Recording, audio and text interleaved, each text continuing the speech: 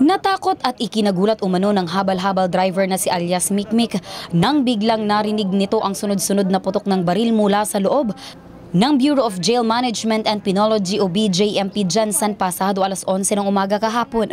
Akala raw niya nagkagiyaran na sa loob ng kulungan.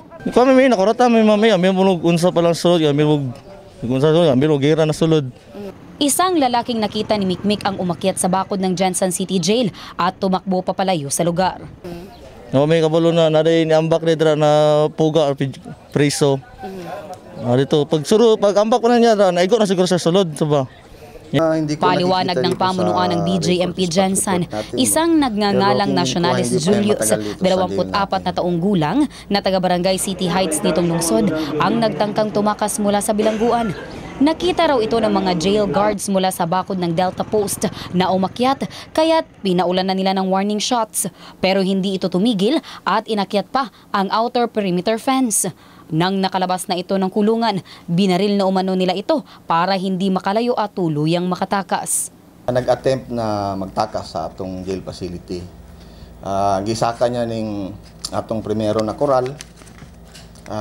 Despite na gina-warning shot sa atong mga gwardiya, nagpadayon gyapon siya og dagan, no? At saka he was able to scale our outer perimeter fence. Yun na yung time na yung mga jail officer natin ay binaril siya.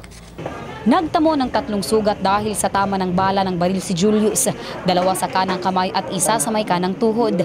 Kaya naman agad itong dinala sa Jansan Hospital para maipagamot.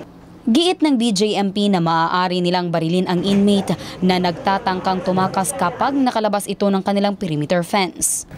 Actually ma'am, habang nandito pa siya sa loob ng facility, wala talagang bumaril sa kanya, no? Puro warning shots yung binigay sa kanya para iwasan talaga natin yung masaktan sana siya. Pero nung nakita ng mga tauhan natin na nakalabas na siya sa